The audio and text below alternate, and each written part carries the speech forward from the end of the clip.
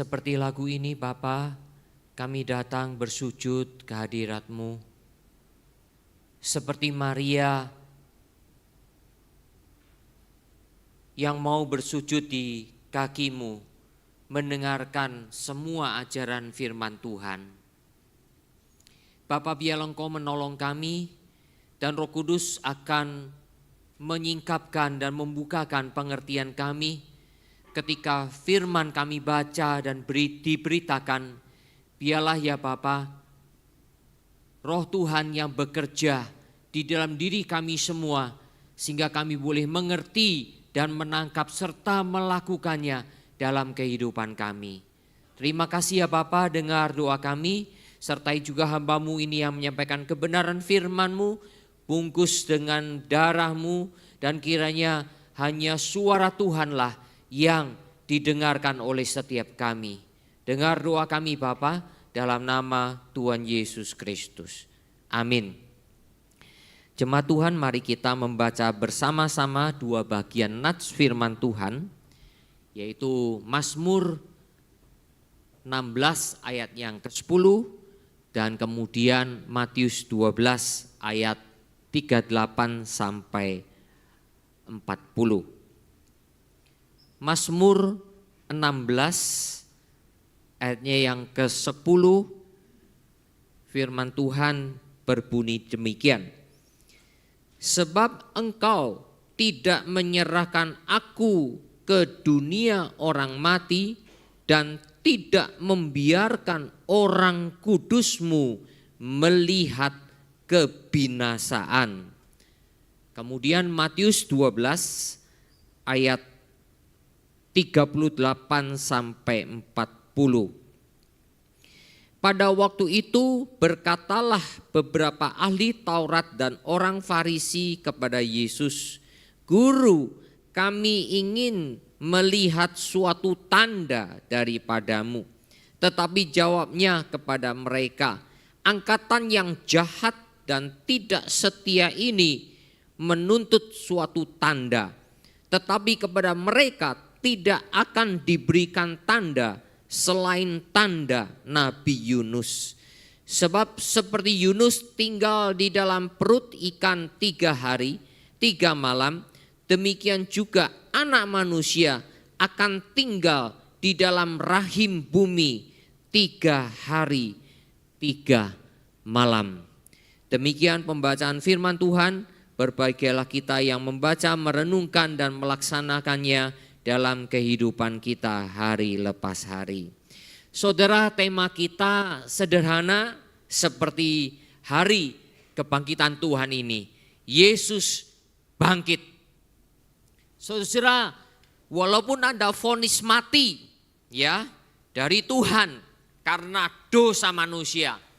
Adam, ketika engkau makan buah pengetahuan baik dan jahat ini, kau makan pasti mati. Setan menggoda Hawa tidak mati. Hawa akhirnya berkata nanti mati. Tapi Tuhan katakan pasti mati. Saudara yang kasih oleh Tuhan, kepastian kematian. Ya, kemarin dalam seminar, ya jelas Tuhan itu adil. Ya, yang pertama adalah Tuhan memberikan waktu yang sama kepada semua orang, 24 jam satu hari. Baik orang kaya, orang miskin, orang pintar, orang bodoh kalau kita mau katakan. Orang berkedudukan, orang biasa, anak kecil, orang tua, orang dewasa, semua sama. Dan yang kedua, mati. Semuanya mati. Saudara yang dikasih oleh Tuhan, tetapi walaupun ada vonis mati ini, manusia ingin terus hidup.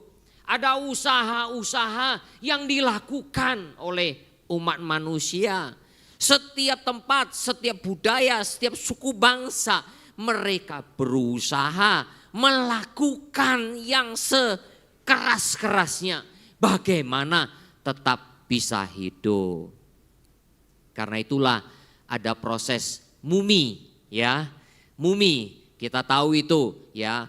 orang sudah mati kemudian jasadnya dimumi ya, diawetkan. Di Mesir kira-kira 3500 sebelum Masehi itu sudah ditemukan, maksudnya ada mumi-mumi yang diperkirakan berasal dari tahun 3500 sebelum Masehi. Ada juga di Chile ya, di Amerika Selatan saudara, yang disebut Kikoro ya, 5000 sebelum Masehi.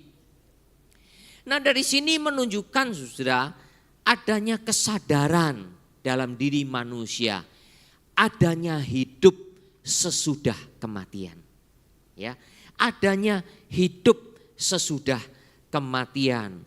Walaupun saya sadar sekarang ini dengan munculnya teori-teori baru setelah di barat saudara, mereka menolak kekristenan. Ya, ada yang mengatakan, oh enggak, setelah manusia mati ya sudah lenyap begitu saja.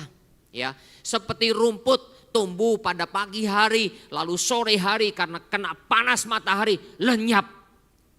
Alkitab juga ada kata-kata itu ya. Seperti rumput yang tumbuh setelah itu lenyap.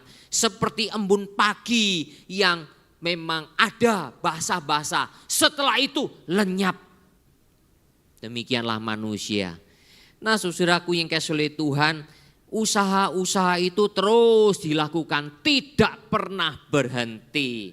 Kita sangat kenal saudara usaha dari seorang kaisar di China ya, Qin Shi Huang ya, ingin mendapatkan ramuan abadi, hidup abadi, luar biasa sekali. Akhirnya saking mau dapat ramuan itu saudara, dia akhirnya mati juga saudara ya. Terakota adalah peninggalan dari kaisar ini yang begitu megah sekali di kota Xi'an ya. Tetapi kuburan dari kaisar ini sampai sekarang tidak berani dibuka karena takut ya. Semua arkeolog takut, mereka belum menemukan rahasianya karena banyak jebakan-jebakan ya yang ada. Mereka sangat takut, tidak berani. Saya tidak tahu kapan itu akan bisa terjadi.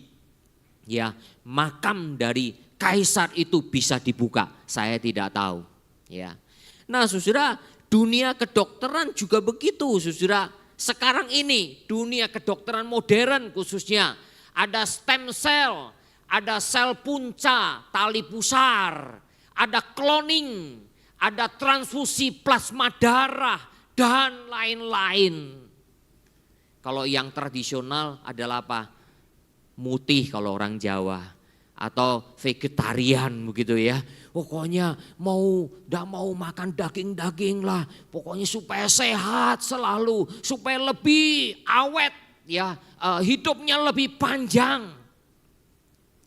Saudara, orang-orang berusaha, kedokteran berusaha, kadangkala belum mendapatkan resep yang ajaib, belum mendapatkan bukti yang ajaib pun sudah langsung dipraktekkan, ya kan?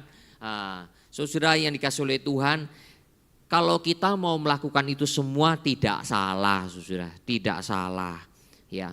Tetapi saudara dan saya tetap harus tahu, kalau itu ada, saudara, tidak mungkin, ya. Kaisar Qin Shi Huang itu sudah membuktikannya, saudara. Tidak mungkin. Saudara, itu yang sebelah kiri, saudara, itu sel punca, plasenta, ya. Itu di kedokteran, ya, itu dari tali pusar itu diikat di dua ujungnya, lalu kemudian dipotong, nanti darahnya dimasukkan ke dalam tube dari ilmu medis. Saudara, yang terbaru yang saya perhatikan, kalau saudara lihat di sebelah kanan itu ada 3 generasi dalam satu keluarga. Di Texas, mereka melakukan transfusi plasma darah agar awet muda, agar hidup lebih panjang. Yang paling kiri itu bernama Richard, yang di tengah bernama Johnson, yang di sebelah kanan itu bernama Talmage, ya. Usianya yang 170 ini kakek dari Talmage, Johnson 45 ini anak dari Richard. Kemudian Talmage 17 tahun anak dari Johnson. cucu dari Richard. Saudara, sampai sekarang mereka masih melakukan ini. Membayar ratusan juta rupiah setiap kali. Ya, saya tidak tahu 1 tahun berapa kali. Pokoknya terus menerus melakukan transfusi plasma darah agar mereka awet muda. Jadi saudara, dari Talmage itu diambil darahnya, kemudian plasma darahnya dilakukan suatu secara medis kedokteran supaya dimasukkan ke dalam papanya Johnson. Dan nanti juga dari situ kemudian kakeknya Richard itu mendapatkan juga plasma darah. Ya, mereka pasti akan awet muda, mereka akan pasti hidup lebih lama. Ya. Yang kasihan itu cucunya atau anaknya yang 17 tahun, dia dapat darah dari mana, Saudara? Karena dia belum menikah. Kecuali kalau dia udah menikah, nanti apa? Anaknya lagi diambil. Tapi masih bayi tidak mungkin diambil, bukan? Tidak boleh, ya. Nah, saudara, saya tidak tahu sampai kapan ini, sampai sekarang masih ada ini orang-orangnya. Apakah nanti Richardnya akan mati duluan, saya tidak tahu. Ya, apakah nanti Johnsonnya yang ternyata mati duluan, ya saya tidak tahu. Apakah Talmage-nya yang juga nanti mati duluan, saya tidak tahu. Ataukah nanti kita yang mati duluan? Sebelum berita itu kita dengar, saya tidak tahu. Saudara yang dikasih oleh Tuhan, orang terus berusaha, kedokteran terus berusaha menolong manusia. Dan kita pun juga mau kalau bisa tanda petik menyangkal kita menjadi tua. Ya, akhirnya secara kejiwaan kita pun akhirnya menyangkal kalau kita juga terus bertambah umur. Saudaraku yang kasih oleh Tuhan, kematian tetap menjadi misteri. Murid Konfusius pernah bertanya kepada gurunya Konfusius, menanyakan tentang kematian. Maka dijawab oleh Konfusius gini, tidak tahu hidup, engkau tidak tahu mati. Wei zi sheng, yan zi shi. Engkau tidak tahu kehidupan, maka engkau tidak tahu kematian. Saudara, saya memang tidak bisa menerangkan ini karena filosofi ini sangat dalam. Tapi filosofi dari Konfusius ini sudah menjadi etika dan moralitas di dalam kebanyakan orang Tionghoa. Saudara, kalau menonton banyak film-film ya silat khususnya ya, yang banyak filosofi dan moralitas dalam pikiran Tionghoa, saudara, pikiran Konfusius ini masuk ke dalam banyak orang-orang Tionghoa. Saya udah lupa judulnya, saudara ya.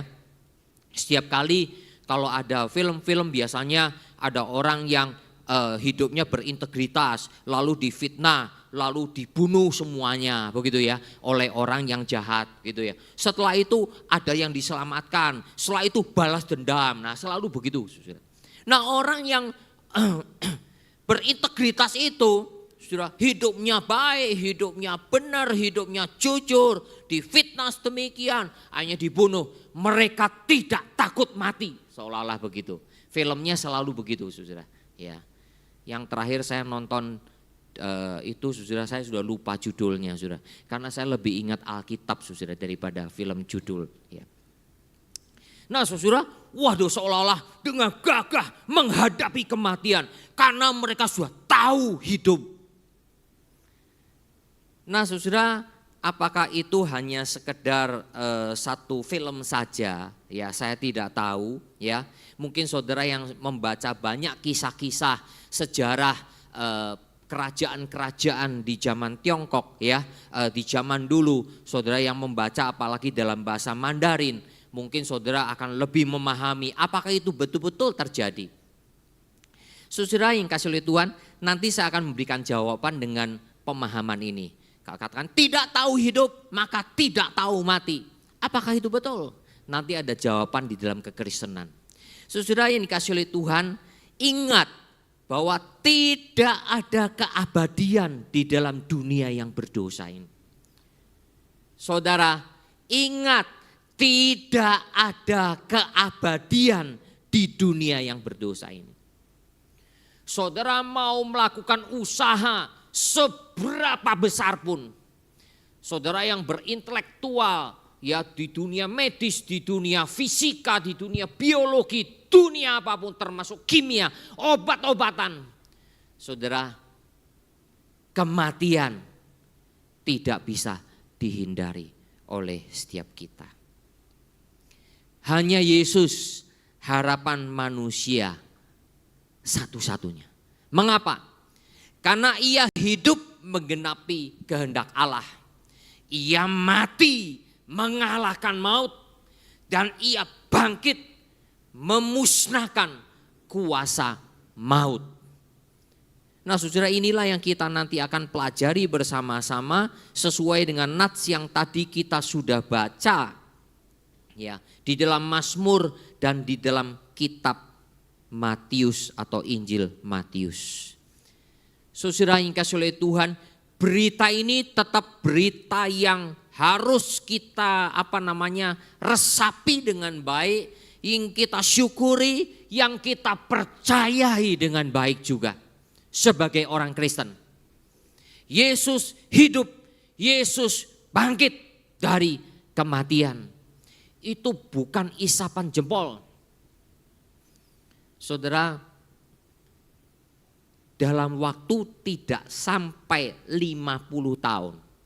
Kalau Yesus kira-kira melayani tahun 30-an Masehi, lalu dia disalibkan mati, ya, kemudian bangkit, lalu murid-murid terus ya dengan pertolongan Tuhan mengabarkan Injil.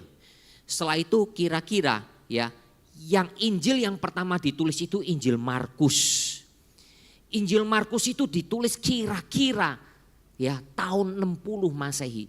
Jadi kalau dilihat dari saudara, berita kematian Yesus dan kebangkitan Yesus sampai Injil Markus ditulis itu hanya 30 tahun. Wah, kalau sampai surat-surat Paulus itu lebih awal ya, tahun 50-an ya, tahun 50-an. Berarti tidak sampai satu generasi berita Injil sudah disebarkan. Orang-orang Kristen sudah memberitakan Yesus yang bangkit. Saudara, kalau Yesus tidak bangkit, saudara, mayatnya masih ada. Gampang bagi orang Yahudi dan gampang bagi orang Romawi membuktikan bahwa berita Yesus bangkit itu palsu. Gampang. Kristen tidak punya kuasa. Tak punya kuasa. Mereka dikejar-kejar, bahkan Yesus yang bangkit pun sampai saudara, murid-murid tutup pintu, mereka ketakutan.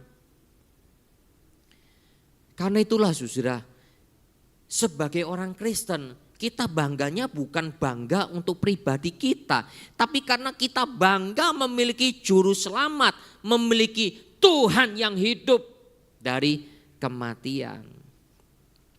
Saudaraku yang dikasihi oleh Tuhan, tadi kita membaca Injil Matius. Orang Farisi dan ahli Taurat datang kepada Tuhan Yesus meminta tanda. Lalu kemudian Tuhan menjawab, angkatan ini hanya akan diberikan tanda Nabi Yunus. Saudara, ini ciri khas dari Yudaisme. Selalu minta tanda. Paulus sampai mengatakan di dalam 1 Korintus 1 ayat 22, orang Yahudi selalu minta tanda. Saudara baca 1 Korintus pasal 1 sudah langsung tahu. Langsung ingat kepada perkataan Yesus, karena Yesus didatangi oleh ahli Taurat dan orang Farisi. Saudara, sebagai bukti utusan Allah dan cukup banyak catatan rabi Yahudi yang mengatakan itu. Saudara, saya pernah mengatakan itu pada waktu khotbah yang keberapa sudah lupa ya, dalam prapaskah kita. Ada seorang rabi Yahudi yang akhirnya bertobat yang bernama Edersheim. Ya. Edersheim ini juga mengutip beberapa kisah-kisah rabi Yahudi dalam pelayanan mereka kepada orang Yahudi. Sesama orang Yahudi. Ketika seorang rabi mengajarkan sesuatu yang baru, menyatakan tanda-tanda kedatangan Mesias, maka orang Yahudi lain selalu apa? Nuntut. Kalau kamu benar, mana tandamu? Mana buktimu? Itu saudara adat istiadatnya orang Yahudi. Jadi kalau kamu betul diutus Tuhan, kalau kamu betul memahami firman Tuhan dan meyakini firman Tuhan itu akan terlaksana, maka kamu harus membuktikan. Yaitu saudara Edersheim mengatakan banyak rabi-rabi Yahudi itu ketakutan. Ketakutan menghadapi sesamanya sendiri. Kalau memberikan ajaran dan ajarannya itu agak sedikit berbeda dengan yang pada umumnya yang sudah beredar di kalangan orang-orang Yahudi, wah mereka nuntut tanda. Saudara ingat cerita Injil Yohanes pasal yang ketiga. Seorang mahkamah agama yang bernama Nikodemus datang malam hari kepada Yesus. Kenapa malam hari, enggak siang hari? Puji Tuhan ya saudara, yang datang malam hari seorang pemimpin agama, ya Nikodemus. Yang datang Yesus mendatangi siang hari, apa? Perempuan Samaria, Yohanes pasal 4. Kalau kebalikan berabe saudara. Ya. Nah saudara yang kasih oleh Tuhan, mengapa Nikodemus datang malam hari, diam-diam, dicatat di dalam Injil Yohanes, diam-diam mendatangi Yesus malam hari. Mau bertanya jawab. Rasa ketakutan. Karena apa? Orang Yahudi itu penuh prasangka. Ahli Taurat, orang Farisi, orang Saduki. Semua penuh prasangka. Matanya, hatinya melototi semua orang. Saya tidak tahu saudara menjadi orang seperti apa. Ya, tetapi Nikodemus merasakan. Catatan Injil Matius juga Injil yang lain mengatakan, apakah di antara kalian ada yang menjadi muridnya kah? Ketika Nikodemus di dalam catatan Injil Lukas mau membela Yesus, sampai mengatakan, apakah ada di antara pemimpin kalian sudah mengikuti terpengaruh sama dia? Saudara, melayani orang Yahudi pada zaman Yesus itu tidak gampang sekali. Tidak gampang. Karena orang Yahudi menuntut tanda. Menuntut tanda, kalau betul kamu berasal dari Allah, tunjukkan tandamu. Yesus pun ditantang. Saudara sebetulnya Tuhan Yesus sudah memberikan banyak tanda enggak? Udah banyak, mujizat-mujizatnya betul kan? Lazarus yang bangkit, belum lagi ada yang sembuh dari penyakit kusta, lumpuh berjalan, buta melihat. Itu semua sebetulnya tanda. Karena itu Injil Yohanes katakan, kalau engkau tidak percaya kepadaku, percayalah pada semua pekerjaan yang telah kulakukan. Karena pekerjaanku adalah pekerjaan Bapa. Itu Injil Yohanes. Tandanya sudah jelas. Tapi mereka mau minta khusus, privilege, spesial.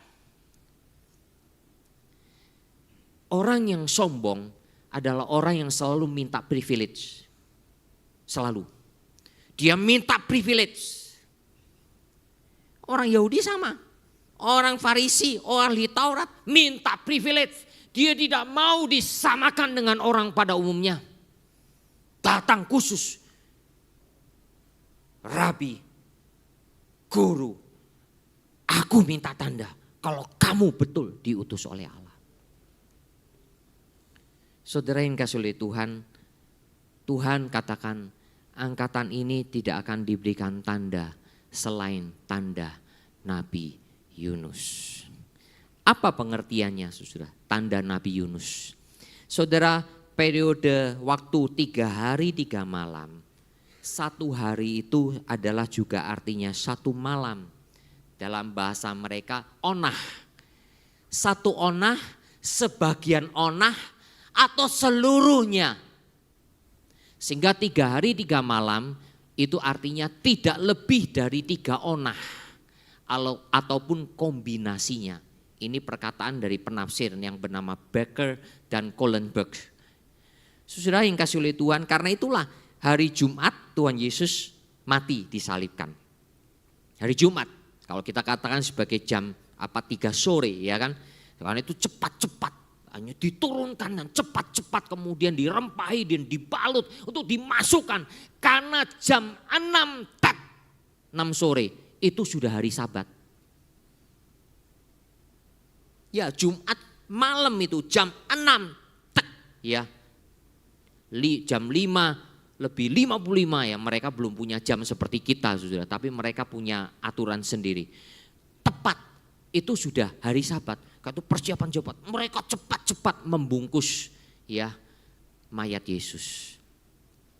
Nah, walaupun cuma 3 jam, kalau kita katakan 3 jam ya, karena jam 3 sore dia sudah mati.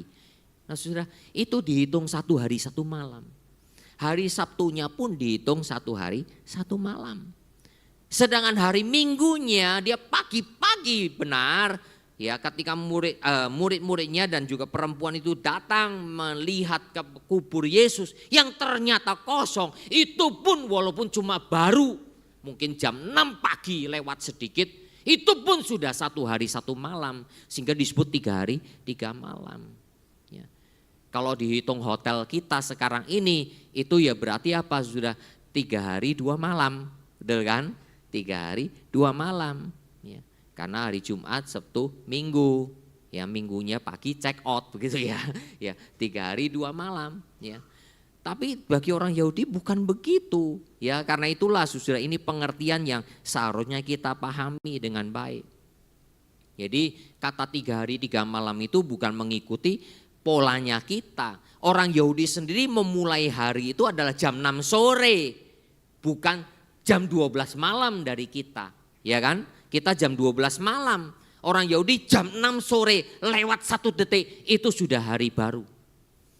Itulah di dalam Alkitab, kitab Kejadian, jadilah petang, jadilah pagi.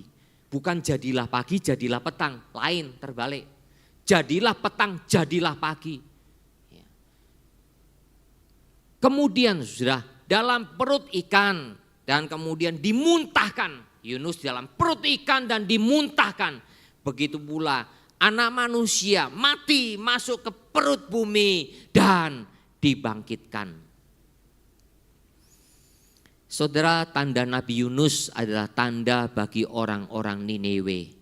Dan tanda anak manusia adalah tanda bagi angkatan ini. Angkatan yang jahat ini tidak akan diberikan tanda selain tanda Nabi Yunus. Ini menunjukkan fakta sejarah. Saudara, memang betul kalau mengikuti ilmu pengetahuan, membuktikan suatu kebenaran harus bisa diulang-ulang. Ya, saudara, seperti makanan ya, buah apel itu ada vitamin apa saja, itu bisa dibuktikan dan bagaimana dengan respon tubuh kita ternyata membawa kesehatan yang baik.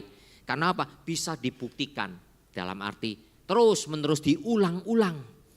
Tapi kebangkitan Yesus memang tidak bisa diulang-ulang, saudara. Tidak bisa diulang-ulang. Ya. Karena itu yang diberikan oleh Allah kepada umat manusia untuk percaya kepada firman-Nya. Dan kita bersyukur karena kita adalah bagian dari umat Tuhan yang boleh percaya kepadanya. Saudara, saya tidak mungkin bisa membuktikan dalam arti, saudara, buktikan kalau Yesus bangkit. Karena itu ada orang-orang yang berusaha ya. Di Semarang ada seorang hamba Tuhan yang kemudian meninggal karena dia mengumpulkan ribuan jemaat ya. Kemudian penerusnya, orang-orang penerusnya itu tetap ingin, mereka yakin bahwa hamba Tuhan ini, karena hamba Tuhannya sungguh-sungguh, mereka doa puasa, mereka percaya Tuhan akan membangkitkan. Mereka betul-betul tunggu, enggak mau dikubur. Saya lupa ya berapa hari itu. Akhirnya enggak bangkit-bangkit, saudara. Tetap mati. Di Afrika banyak itu YouTube ya. Wah, komunya orang mati bangkit, orang mati bangkit.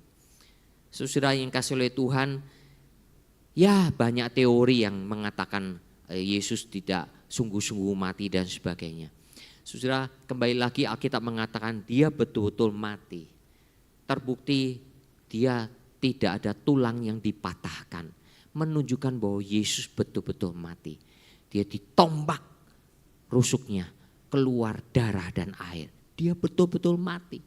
Orang Romawi sudah biasa menghadapi ribuan bahkan puluhan ribu orang yang mati disalibkan. Mereka tahu. Tidak perlu dibuktikan lagi. Itu sendiri sudah bukti. Mereka sudah tahu. Jadi saudara yang kasih oleh Tuhan, orang Yahudi meminta tanda. Dan tanda itu diberikan kepada mereka, yaitu tanda Nabi Yunus. Dan mengatakannya anak manusia, bukan anak Allah. Menyatakan bahwa Yesus yang adalah anak manusia itu, ya, memang betul di dalam tubuh jasmani sama seperti saudara dan saya, yang juga lapar, yang juga lelah, ya, yang juga menangis. Dia mati bagi kita semua. Saudaraku yang kasih oleh Tuhan, itulah tanda yang Tuhan mau berikan, dan tanda ini masih terus-menerus akan diberitakan setiap momen-momen Jumat Agung dan Paskah. Sehingga saudara dan saya sebagai orang Kristen harus terus mengabarkan ini adalah inti kekristenan. Apalagi kebangkitan Yesus, itu core-nya, inti yang paling penting. Jikalau tidak ada kebangkitan, sia-sialah iman kepercayaan kita. Nah saudara, kemudian yang kedua, the meaning of prophecy, arti dari nubuatan. Saudara, nubuat tidak bisa diartikan menurut pikiran kehendak manusia. Karena nubuat itu bersifat ilahi, sehingga itu harus mengikuti maksud ilahinya. Maksud Tuhan, itu yang dikatakan oleh Petrus dalam suratnya. Kan itu saudara dan saya membaca Alkitab, karena Alkitab ini adalah dari Roh Kudus, kita minta pertolongan Tuhan. Baca supaya apa? Kita mengerti. Dan jangan sampai saudara, kita menafsirkannya menurut keinginan manusia. Tidak bisa. Ya. Saudara, orang Yahudi sendiri sudah belajar banyak ya. Di zaman rasul-rasul ya, ketika Yesus sudah bangkit, mereka memberitakan Injil ya. Kemudian waduh, rasul-rasul Petrus, Yohanes sampai dianiaya, sampai dipenjarakan, tapi mereka dibebaskan. Kamu pilih sendiri, taat kepada Allah atau taat kepada manusia. Hanya ada seorang guru, Gamaliel kalau nggak salah. Hai saudara-saudara sebangsaku, ingat pada waktu di bangsa kita ada orang yang bernama Yudas atau Tadius yang menggerakkan seolah-olah mereka Mesias, pemimpinnya mati, akhirnya semua tercerai-berai. Ini mengatakan Yesus Mesias, biarkanlah, nanti akan terbukti sendiri. Jangan sampai, kalau ternyata ini dari Allah, jangan sampai kita juga melawan Allah. Itu kata-kata bijaksana bukan? Akhirnya mereka sepakat dengan kata-kata Gamaliel ini. Petrus, Yohanes dibebaskan. Biar lihat, kalau pemimpinnya mati, akhirnya bubar semua enggak? Tidak bubar saudara. Kekristenan malah berkembang di zaman Romawi, di zaman penganiayaan. Luar biasa. Berarti apa? Tanda petik ya saya kata. Ini bukti Yesus bangkit. Bukan imannya murid-murid yang bangkit. Karena Yesus bangkit, maka iman mereka kepada Yesus itulah yang membuat iman mereka kuat. Dan mereka terus melayani Tuhan. Saudara, karena itulah saudara, sebagai anak Tuhan, benih ilahi telah ditanamkan di dalam diri kita sehingga kita bisa percaya kepada Yesus. Tapi bagaimana benih ilahi ini bisa terus-menerus bertumbuh dalam kerohanian kita, mempengaruhi jiwa kita, mempengaruhi pikiran kita, mempengaruhi karakter kita. Saudara dan saya tidak ada cara lain selain membaca Alkitab. Tidak ada cara lain, sama berdoa tentunya. Dan beribadah salah satu wujudnya. Tidak ada yang lain. Nubuat memiliki hikmat dalam tulisan bahasanya untuk dipelajari dengan benar. Supaya di situ memimpin kita ke dalam kebenaran firman. Rasul Petrus mengingatkan lagi dalam tulisan 2 Petrusnya. Tulisan Paulus itu penuh hikmat. Kalau orang tidak memahaminya maka diputar balikkan. Nah saudara, mengapa di dalam kekristenan banyak nabi palsu? Mengapa di dalam kekristenan banyak ajaran sesat? Ada penafsir, saya lupa namanya, karena di dalam kebenaran yang absolut itu, pasti karena itu kebenaran absolut, banyak penyimpangan-penyimpangan terjadi. Ya. Saudara, di sini bukan mau membenarkan diri kita, bukan. Tapi itu real. Saudara. Buktinya denominasi gereja aja di Indonesia ratusan. Kalau di seluruh dunia ribuan, saudara, denominasi. Yang ini menekankan baptisan selam, yang situ baptisan percik, yang situ menekankan ini, situ lagi. Yang ini perjamuan kudusnya gimana, yang itu perjamuan kudusnya gimana, betul kan? Macam-macam. Ngotot lagi, ya kan? Ngotot lagi. Yang baptisannya percik, ngotot. Yang baptisannya selam, ngotot. Akhirnya baptisannya di Sungai Yordan, ngotot lagi. Makin ngotot, berotot-otot. Hanya yang terjadi apa? Pertengkaran. Padahal saudara, kita harus minta hikmat dari Tuhan. Ya. Kita selalu minta pimpinan Tuhan. Karena apa? Makna nubuatan itu adalah makna ilahi, maksud ilahi. Itulah yang saudara dan saya harus cari bersama-sama. Saudara, saya memberikan Mazmur 16 ayat yang ke-10. Saudara, dalam khotbah-khotbah Prapaskah saya menyatakan kepada saudara bahwa semua hal yang dialami Yesus adalah penggenapan nubuatan perjanjian lama. Ketika Yesus dihina, ketika Yesus diolok-olok, ketika Yesus disalibkan, ketika Yesus dijual oleh sahabatnya, itu semua dinubuatkan oleh Alkitab. Saya sudah ngomong kepada saudara kan. Ya, Edersim dia ahli Yahudi, dia orang Yahudi yang bertobat, dia baca Alkitab PL dengan baik, lalu kemudian lihat PB Perjanjian Baru, lihat kepada Yesus, dia bertobat menjadi Kristen. Hanya dia menghitung-hitung ada 456 nubuatan tentang Yesus. Yesus naik keledai, ya, kemudian ada suara Hosana, itu pun ada nubuatannya. Jadi kalau kita melihat itu, ini hanya satu orang, tidak ada yang lain. Tidak ada di agama lain. Nah saudara, Mazmur 16 ayat 10, saudara, nubuatannya luar biasa dari Daud. Bahwa Tuhan tidak akan membiarkan orang kudusnya diserahkan ke dunia orang mati dan tidak dibiarkan melihat kebinasaan. Artinya tidak ditaklukkan oleh kuasa kematian atau kuasa kebinasaan. Mungkin orang kan, loh Yesus buktinya mati dikuburkan. Oh, pengertian saudara harus pahami sesuai dengan pemahaman orang Yahudi. Ya, maksudnya latar belakang pemahaman orang Yahudi itu apa? Oke, kita lihat. Saudara, satu tafsiran Alkitab Yahudi yang namanya Midrash.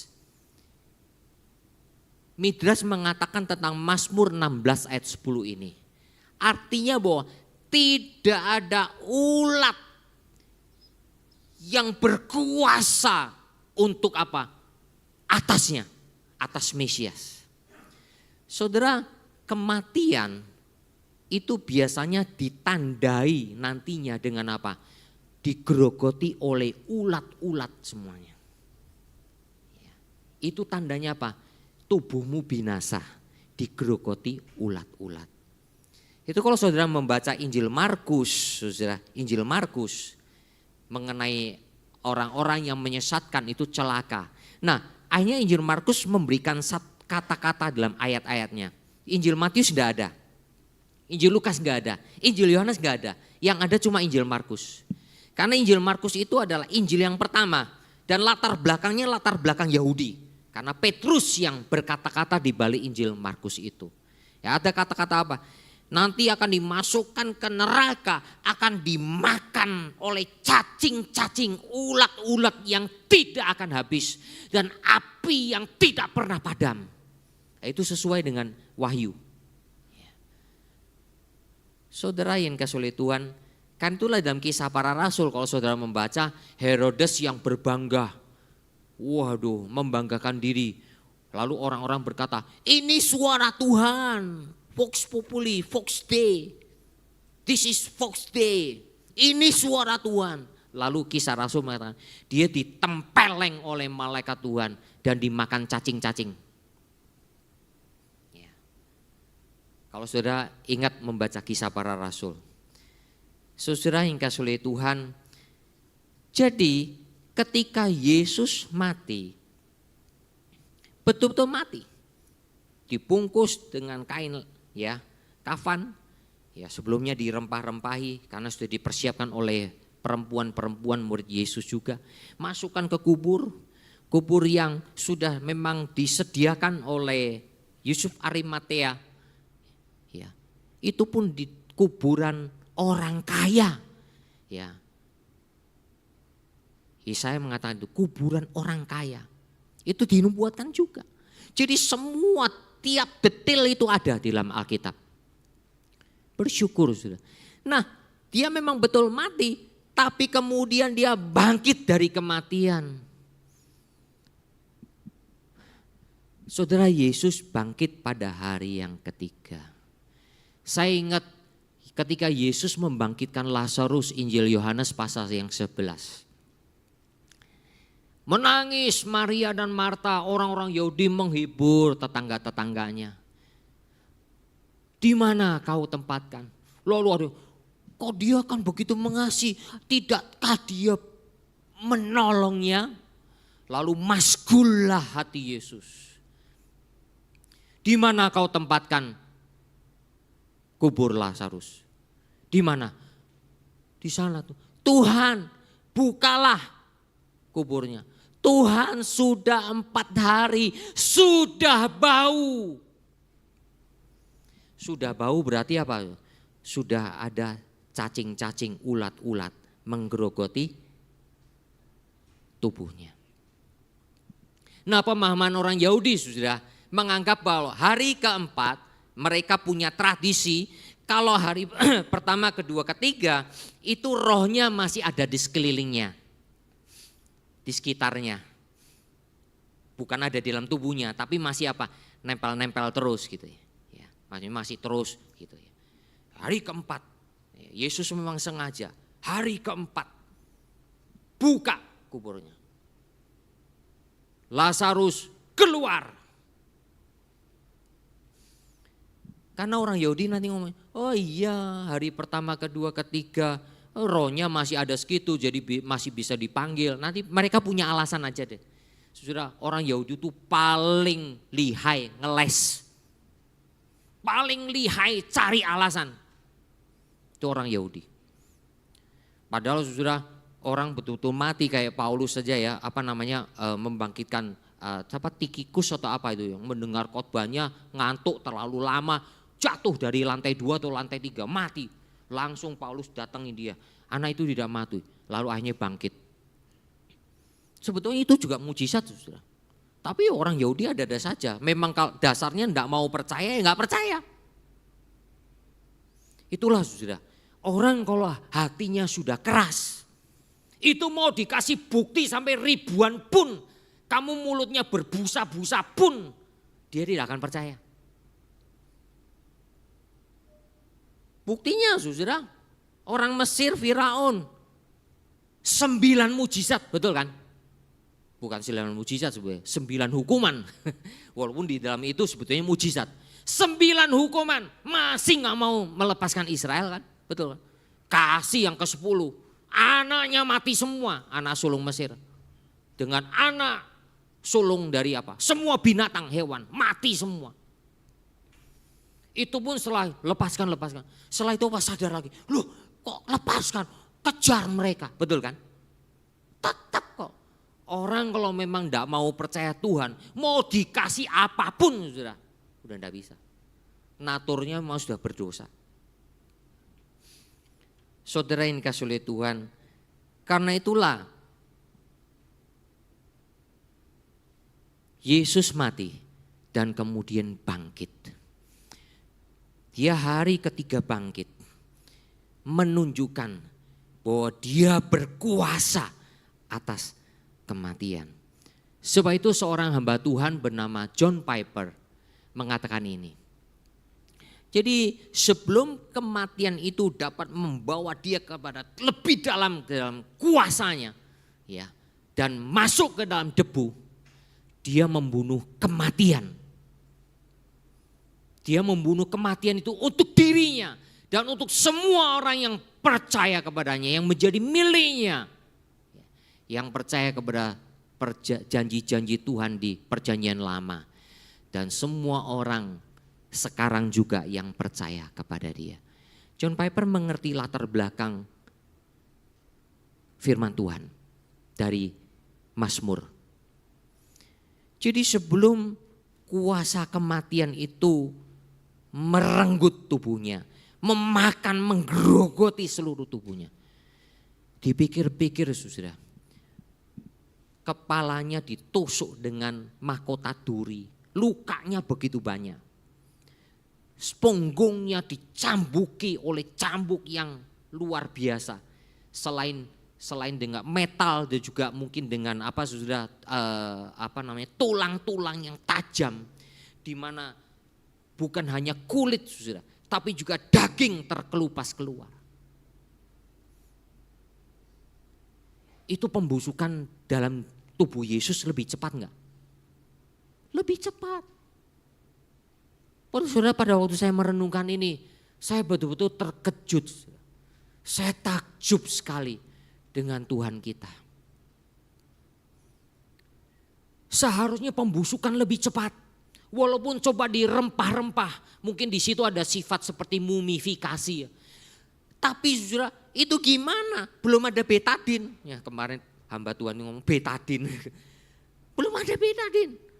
Apa itu obat Tionghoa itu apa itu ya? Saya kok lupa namanya. Belum ada semuanya. Ya. Itu dalam keadaan yang boleh kata tubuh yang demikian hancur, belum lagi dengan tangannya, kakinya. Proses pembusukan seharusnya lebih cepat. Pada waktu saya mempersiapkan firman ini, saudara, kalau nggak salah kemarin pagi, saya merenung, saya teringat, saudara. Teringat apa? Seorang ahli, Louis Pasteur, ya, Louis Pasteur, seorang Perancis, seorang ilmuwan yang mengatakan life comes only from life. Hidup hanya berasal dari hidup. Saya heran ya ilmuwan sekarang. Alam semesta ini dari Big Bang. Dari ledakan besar. Ledakannya dari mana? Ledakannya dari mana? Memang mereka tanya Allah dari mana? Sekarang semua tanya, lu percaya Big Bang? Big Bangnya dari mana? Kenapa Louis Pasteur ini mengatakan hidup hanya datang dari hidup. Dia kan peneliti, dia mau lihat ya biologi juga. Kenapa kok daging itu kok bisa muncul ulat-ulat? Lalu dia kan, saya ingat pada waktu pelajaran di SMP atau SMA itu guru saya mengatakan kata-kata ini. Ya, saya masih ingat itu. Iya, saya dulu. Bagaimana saudara seonggok daging ditutup rapat dengan seonggok daging yang dibiarkan begitu saja. Maka daging yang ditutup rapat itu akan membusuk selesai. Sedangkan daging yang terbuka itu akan ada binatang-binatang yang muncul darinya. Karena itulah dia katakan hidup hanya berasal dari hidup. Hidup kekal harus berasal dari Tuhan yang adalah sumber hidup kekal. Tidak ada yang lain. Itu logika. Itu sebenarnya logika yang sangat mutlak sekali. Orang yang punya pengetahuan yang kecil, cetek, itu pasti akan membuat dia lepas dari Tuhan. Ya, pasti akan membuat dia lepas dari Tuhan. Tetapi orang yang studi dengan baik-baik, memang dia adalah ya tentang alam ini, dia akan lebih takjub kepada karya Allah. Ya. Dan membuat dia akan semakin dekat kepada Allah. Pada waktu saya melayani di Cimone, ada pemuda-pemudi mereka berpacaran. Ya. Pemudanya gagah, ganteng sekali. Saya senang sama dia. Begitu pula dengan pemudinya, dia juga cantik. Senang saya. Lihat, rasanya pasangan serasi gitu ya. Senang. Tapi tidak, tiba-tiba saya diberi kabar yang mengejutkan sekali. Cowoknya mati, tertabrak, kelindes truk trailer. Kaget sekali saya. Dia mengendarai motor, ada menghindari mobil yang lain, dia terpeleset, ada truk trailer keluar dari pabrik, kelindes. Di mana dia? Di rumah sakit ini, cepat. Saya langsung datang. Sudah di ruang mayat, namanya ruang Kamboja lagi. Ceweknya, pacarnya juga datang. Saya enggak bisa berkata apa-apa. Saya buka jasadnya. Kepalanya sudah miring, kelindes truk. Itu baru 1 malam. Udah mulai berulat.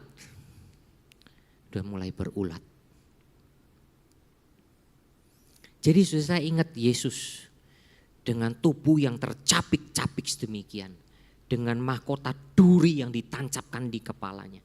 Dengan tangan yang sudah dipaku, dengan paku yang panjangnya bisa 10-12 cm. Kakinya juga. Proses pembusukan pasti lebih cepat. Karena itulah saudara, kuasanya. Dia bukan hanya dibangkitkan oleh Allah. Dia juga adalah Allah. Maka dia juga bangkit dari kematian. Hidup hanya berasal dari hidup. Saya sudah mau selesai membaca buku ini, The Insanity of God. Judulnya memang kurang enak, kegilaan Allah. Bukan Allah gila, saudara. Tapi buku itu menceritakan bagaimana pelayanan para misioneri, bagaimana anak-anak Tuhan ditempatkan di satu daerah-daerah negeri-negeri yang begitu kejam menganiaya orang percaya. Orang Amerika ini tidak percaya. Kenapa kok sampai Tuhan membiarkan itu? Bukan hanya di Afrika, di Eropa Timur. Saya masuk ke Eropa Timur. Tidak dijelaskan siapa nama pendetanya, di negara mana. Lalu ada satu sesi dia mengatakan dia belajar dari pengalaman anak-anak Tuhan, hamba-hamba Tuhan. Dia mengatakan ini, belajar hidup maka engkau akan belajar mati. Kalau dalam tafsiran saya, kalau engkau belajar hidup bagi Allah, engkau akan belajar mati bagi dirimu sendiri.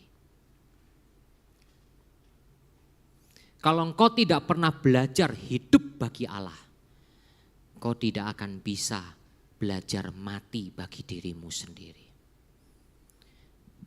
Di dalam bab ini, saudara, dia menceritakan seorang hamba Tuhan.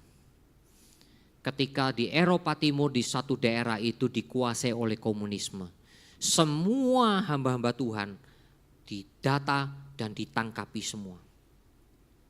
Ditangkapi semua. Dan mereka akan disiksa, ada yang dihukum, ada yang mati, ada yang gak tahan, ya macam-macam lah. Kita sadar tidak ada orang yang dikuatkan, ada orang yang tidak dikuatkan.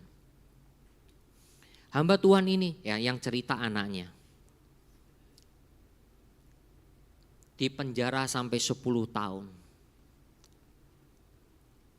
Dengan keadaan yang sangat mengenaskan.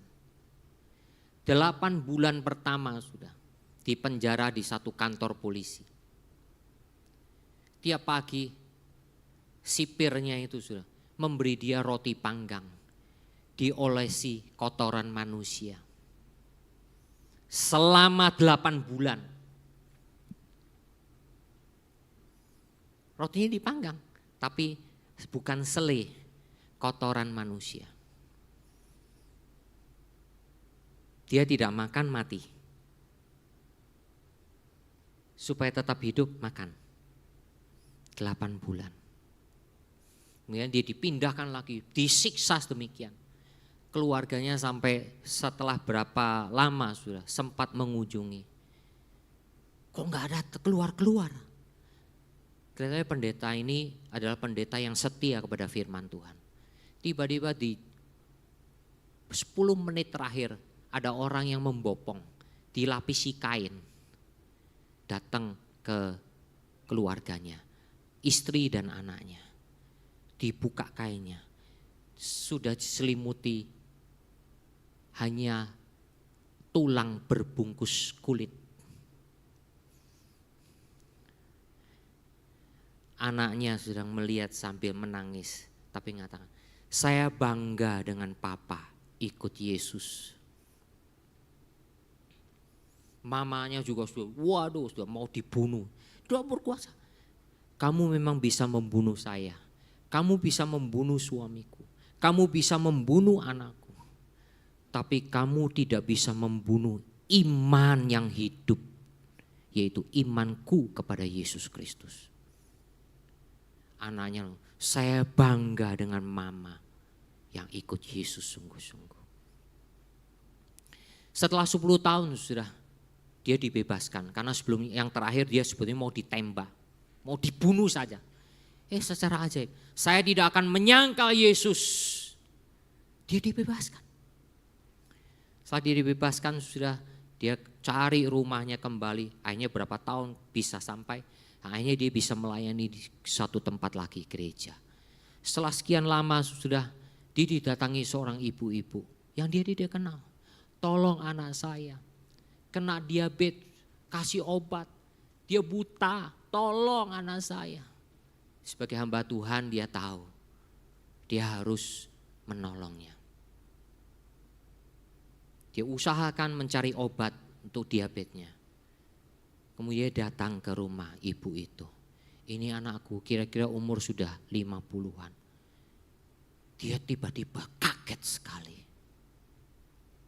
Anak laki-lakinya yang sudah buta dan terkena diabetes ini adalah sipir penjara yang memberi dia selama 8 bulan roti panggang campur kotoran manusia.